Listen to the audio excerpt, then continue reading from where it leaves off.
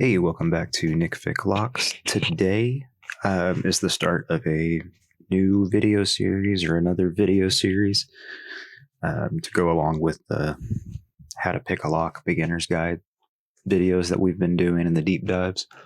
The next deep dive will be on the 1100, and I wrote the script up or outline for that today. But tonight, I started a new series. I got this lockpick set.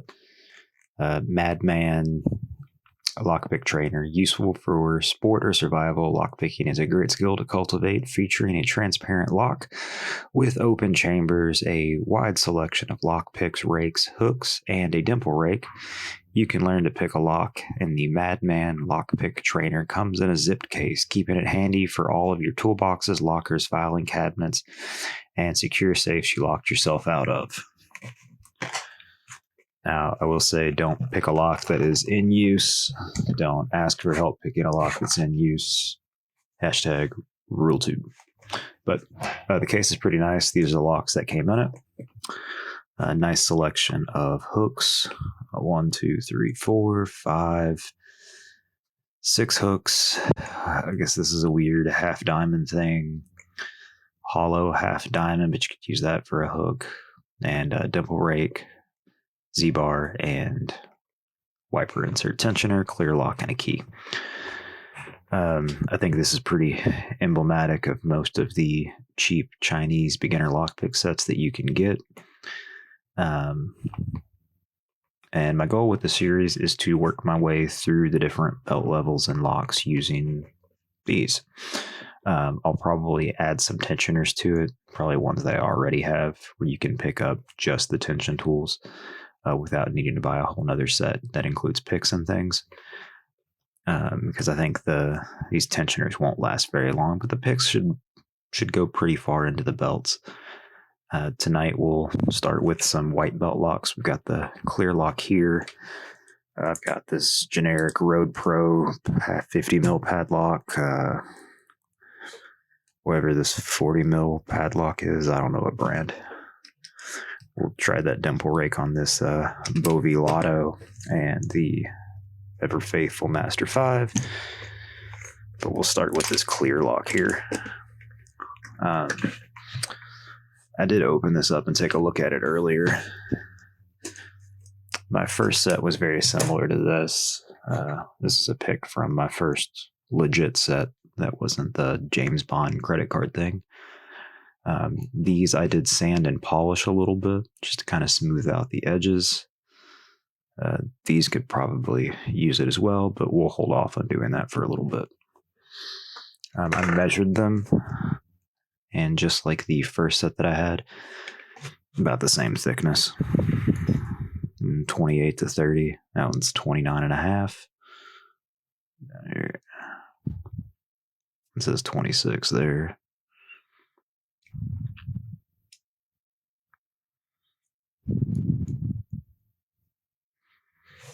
Yeah. So they are big picks. Like I said, it'll probably be useful to file some of them down here in a little bit, but we're not doing that tonight. I think these are good to go out the box for your white belt locks and some of your yellow belt and orange belt too. Let's get this clear one here in the vise. We'll use this bottom of keyway. This bent wiper insert here.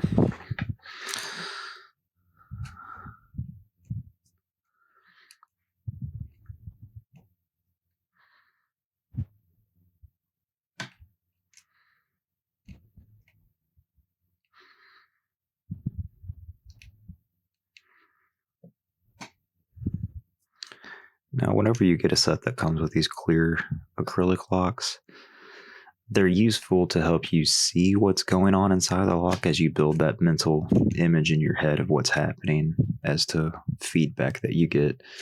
And when you're manipulating the pins, what's actually doing in the lock. But beyond that, they're not really that useful. It's not the same feedback that you get in a regular lock. They don't pick the same as a regular lock either. They're definitely more visual aids and tools than anything else. Yeah, we'll go in a little bit of a side angle. There it is. So there's that one.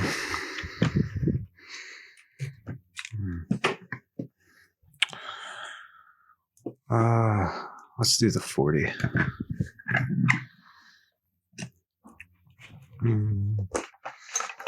Let's use a different hook.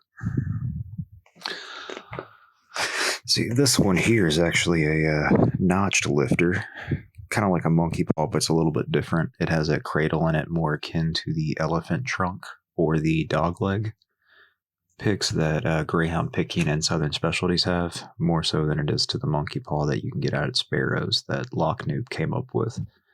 But it'll help you feel and figure out where you are on the pins to help you get in there.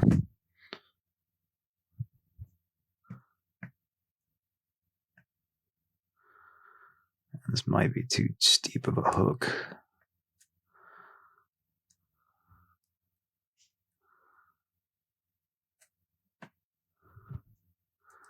Yeah, I think we're going to need a smaller hook. Let's go with this one. It's the number 3.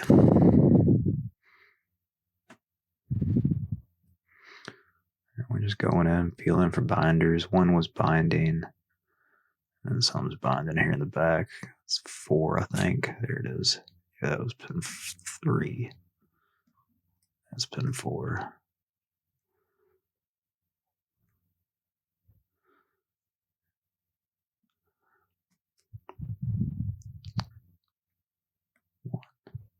Nope. 2, 3. It's 3, and then 4.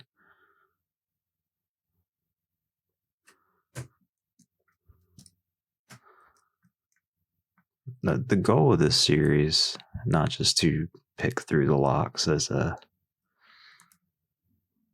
I don't know, display of ability or anything like that, because it's not what it's really for, but you have a lot of people that come onto the Discord, the subreddit, and are wanting to get started in lock picking. And one of the questions that always gets asked first is, what lock picks do I need to get? What's a good set? And you'll have everybody come out telling you need to go with Covert Instruments Genesis set, or the Echelon set, or the Reaper set, or you need to get yourself a set of Moki picks, or Rob Line, or Law Lock Tools, anything else. And those are great picks. I own those. Not the Rob Line. I don't have a set of those yet. But I've got the Ridgeback set. I've got the Valerian set, the Valerian Euro set, at least the hooks in those two. I've got a set of Jimmy Longs, flats, and rounds.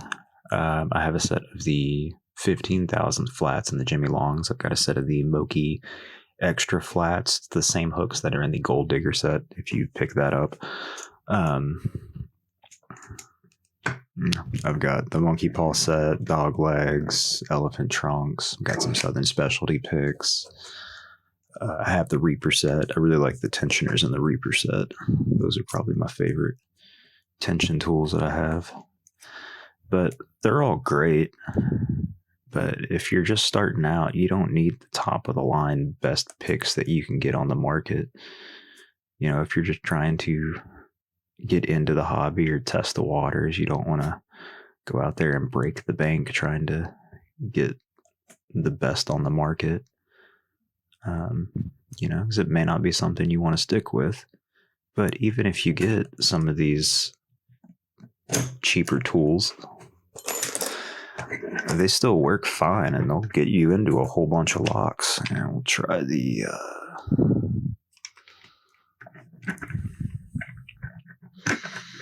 try this thing out here. Get this dimple rig, and they'll teach you the skills and that you need to get the locks open. Now these things are easy. You can pretty much rake these with a hook if you wanted to, but you just go in and little figure eight, little wobble. There we go. And that's open. Get all the stuff out. But yeah, you don't need to just jump off the bat and go buy the best stuff that you can. You know, if your price range is, you know, $10 or $15 and all that is available to you is this thing, then get this thing. I stuck with my cheap Chinese set up until blue, purple, and then really only switched off of that because started getting into dimples, so I had to get flags and whatnot, and then decided to invest in some other picks as we got higher up into it that it would last me a little bit longer. But I used this pick to help me open the Gold P brown belt lock because I wanted something that was stiffer and more sturdy in terms of the pick. So with what I had at the time, that was the best option for me. So that's what I went with. It's not the tools that make you good at things. It's just the developing of skill and just getting better at stuff. You can open this with anything. I opened one of these with a bread tie. So yeah. You don't need the best. It's just about learning to pick the lock, to feel the pins and see what's going on. Let's go with this weird thing. That's got a flat spot on top, like it's notched. I can see that too well. Let's try to zoom in here. There we go. It's got like a notch. That's interesting. I don't know what the purpose of that would be for, really, but we'll figure it out. We'll just try to do a little, well, if we don't get caught on the rivets, do a little zip here. There we go. Got a little lock. Yeah, let's zip it with, let's do this really flat half diamond. All right, that's locked, yep.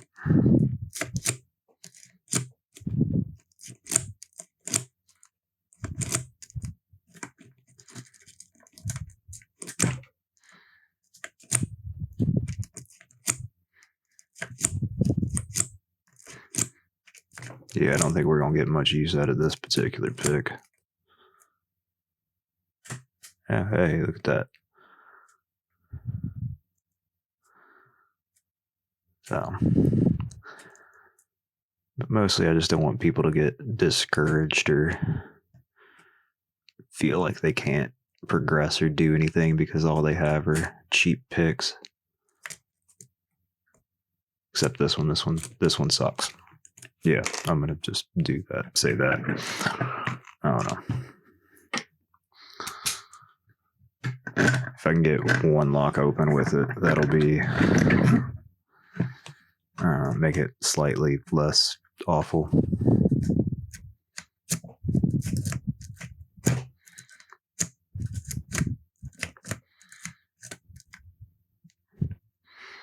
Maybe I need classical music in order to do this.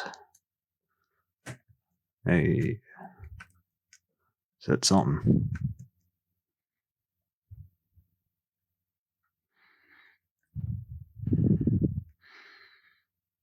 Maybe this is why one of the options for white belt is any lock with any tool, because if this is all you got, you're just gonna scrub and pray. I think that's really what this thing's for.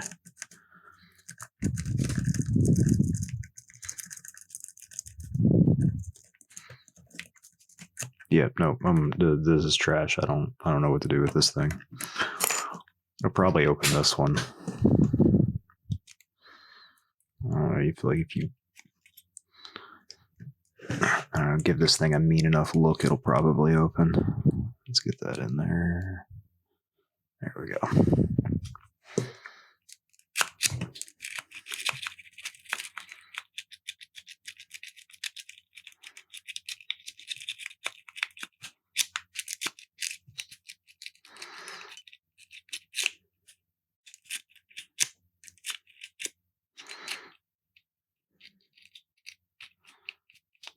Oh, there we go.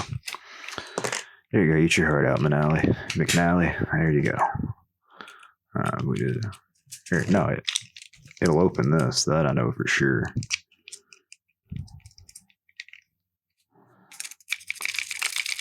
There you go. Boom.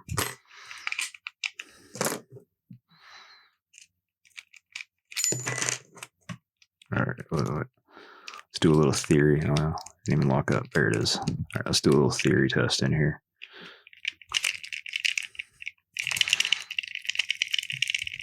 Just kind of shaking the lock.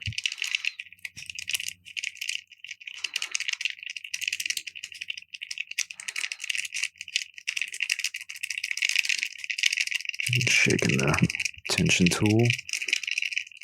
Nope. Okay, you got to do something to hit the pins on it. But yeah, no, that's my plan with this series. Just open some locks with set to show that you can open the locks with anything if you learn the feedback and pay attention to what you're doing. That it's not the best tools required to do any of this. You know, whether you've got the whatever you want to call this set, Chinesium or whatever, or you have the I don't know, some of D-Max custom pins that are beautiful. That if you don't know what you're doing and understand what's happening, it's not going to make a difference what pick you have in your hand. You're not going to get that lock open. So, but I hope you guys continue to watch these videos, and I do really like this case actually. Down the road, this case might be repurposed to hold some other picks. But I hope you guys like the series and keep watching. Next time we'll look at some yellow belt locks. I'll have to check my supply to see if I have enough or if I need to get some. I know I've got some Brinks 164s. I don't think I have any more 140s and 141s. Might have to pick up some of those. And a few other ones. We'll take a look at the LBU belt site and figure out which ones we want to do for that. But thanks you guys for watching. I'll see y'all next time. I think the next video is going to be the deep dive on the American 1100. I'm kind of looking forward to making that video. But I'll catch you guys later, and thanks.